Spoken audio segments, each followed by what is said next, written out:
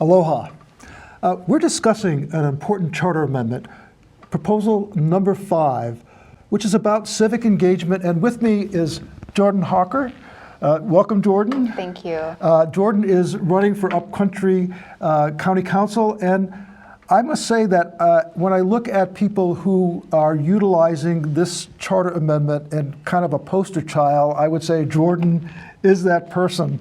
And also with me is Ward Martfin, who's been on the commission with me for Charter Commission we've been at it for a year and a half, looking at going through, actually we started with about 140 proposals, and we've narrowed it down to these 13 charter amendments that'll be on your ballot. So let's take some time and really look at then Charter Amendment number 5, and I'm going to read it to you in terms of how it's going to be on the ballot. So it's require interactive remote communications with the public during council meetings, and that it allow access to county records and also remove time and place requirements for council's organizational meetings. And the actual ballot questions then will be for number 5, council organizational meetings, remote access, government records. Shall the charter be amended to require remote communications during county council meetings between the council and members of the public located in Hana, Lanai, Molokai, and other geographic areas in accordance with state law? And number 2, require that the county employees to facilitate access to county records and minimize fees and charges. And thirdly, provide discretion in determining the day, time, and venue of the county council's organizational meetings. So, Jordan, if you could start off and you know, again, I mentioned that you're kind of like a poster child for this amendment number 5, and could you talk why I feel that way and why I think you are a good representative for this? Yeah, so the remote testimony really began with the pandemic, and when I lost my job or I was displaced from my job that relied heavily on tourism, and I started to look around the island, I got really curious about what our county council was doing for us during the shutdown and the break. And so I started tuning in, and it turned into just looking into one issue, and then it became several issues. And then before I knew it, I was in 3 different meetings in one day that there was no way I physically could have been there. So it opened up this whole opportunity for me to learn about my county council's process, what the committees were doing, and then use my voice to civically engage. And so I took that opportunity, and I could say it's led me to where I am. You know, when you start making trouble and giving testimony, people start going, oh, hey, that person has opinions and ideas, and here I am today. So. Well, I must say, listening in on several of the testimonies that were done, when you spoke, I certainly listened, because you were able to really articulate things very clearly and bring a lot of insight. But again, I think that what really encouraged you is the remote viewing aspects, the telecommunications that we have. And I think that's why we want to really look at utilizing this a lot more. And the thing also with your testimonies and your insights that you provided, well, people asked, Jordan, will you run for county council? Because we need someone with that type of insight. And again, none of that would have happened if really we didn't have this remote viewing that happened during the pandemic. So I think it's really, really important that we continue this process and be part of our governance, be part of our charter, our constitution, right, that we have this ongoingly happen like this. Well, Paul, I like to say that government is better when the people are in it. Due process might take a little more time, but the government is supposed to serve the people. And so if the voice of the people isn't represented, then it's not necessarily doing its job. And Maui County, being that we're a collective of 3 islands, and I live upcountry, which is about 30 minutes outside of town, and when we have folks on the east side, it's important that people who aren't in central Maui or in Wailuku be able to connect with their government. I agree wholeheartedly. Ward, you want to add to that? Well, I'm from Hana, and I have sister communities on Lanai and Molokai, and it's very important that those remote areas get full access to things going on in the council and other areas like the planning department meetings, and we feel that it's our due. I mean, we have, granted, we have chosen to live in a remote area, but we're still part of the county, and we want to have full access and full participation as much as possible. The other day I was having a short conversation with a person who just retired, but from our landfill, and she said, it was so good that she could participate remotely because it takes...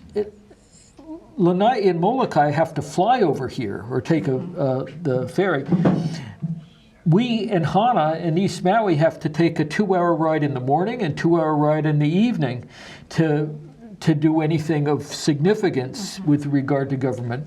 We want to be able to stay in Hana and still be allowed to participate fully. I think that when we look at the reality of what's happened in the past, if you look at the amount of time it would take for a 3-minute testimony, basically it would require someone like yourself driving in from Hana and then waiting sometimes pretty long. Sometimes there are a lot of testifiers on issues that really affect the community significantly. You could be waiting 4 hours then while in the chambers while waiting to testify, and then finally you get 3 minutes. That's it. And then you have to drive all the way back. So it's a full day for that 3 minutes. And it makes it, I think, burdensome for our community, and we're not hearing the voices of so many different people that really have insight. I know that when I was on the Charter Commission, having testimony and having people come in and talk about the specific issues and how it affects them directly was very important in our decision-making process on how we move forward with these different charter amendments.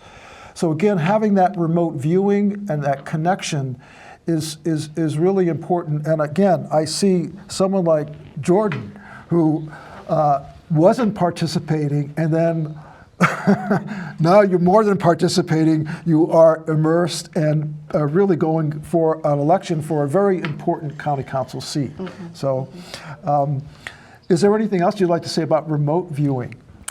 Yeah, I'd like to compare it to the one council meeting that I went to pre-pandemic, and it was a hearing scheduled at 1 in the afternoon on a Tuesday, and it was affecting, our families, and we were all packed into this tiny little room for hours and hours and hours, and we were taking turns watching each other's kids as they were like running back and forth in front of the up on the mezzanine.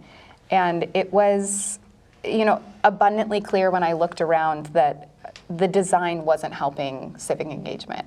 That how are you supposed to find childcare or take time off of work for 3 minutes? You say to your boss, like, okay, I need however many hours, because that's not really predictable based on how many people show up. So it's like night and day. And I want this process to be more accessible to Maui County's families, to parents and working class people.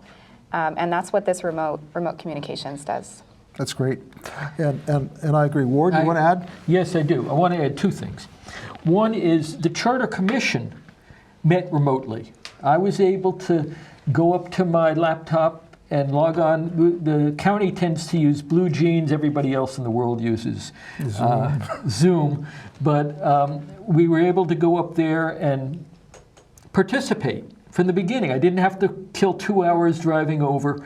I just got up to my laptop, and we had long meetings, 4, 5, 6 hours sometimes. And, but we were able to get a lot of work done. And that's one important thing. There are two other issues with this particular amendment. One is we did hear testimony that some people were being interfered with in trying to get information from the county by fees that were being charged, both fees to print the material and fees to locate the material. And one of the things, or the second phase of Proposal 5 is to reduce those fees as much as possible, so as not to deter people from all over from getting the information they need to fully participate. And I just want to add to that in terms of access of information. Again, this charter also supports us in accessing more information more readily, more timely. I've had situations in the past where I was trying to find out voting records of county council members. It took me 6 months to get the voting records. Now, that's changed recently thanks to our present county clerk that we have.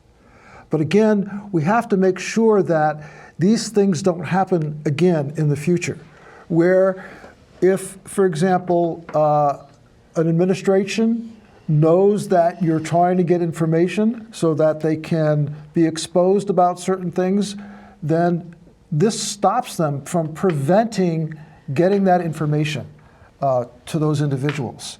Again, we've had situations, not in this right now with the county clerk that we have right now, but in the past, and this will help us then in the future so that we can assure that we have that level of openness, accessibility to the different counties. And that's what this really charter amendment is about accessibility for all of our citizens in the county so that they can participate, get involved.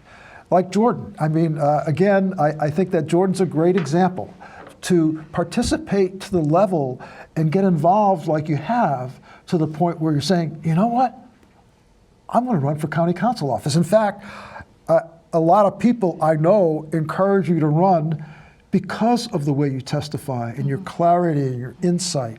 And that's what we need in the county council. We need more of that. And so I'm appreciative of you, but also I think that we need to make sure that this becomes part of our ongoing governance into the future.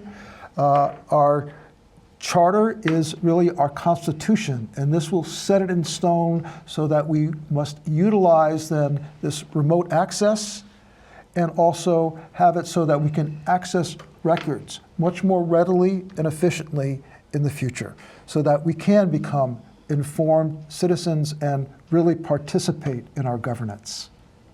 Would you like to add anything else to this discussion? No, I'm just excited to see how the people vote on this one. I think it's a big one. Well, we encourage them to vote yes. Yes, vote yes, 100%. Vote yes on these amendments. Great. Mahalo. Thank you.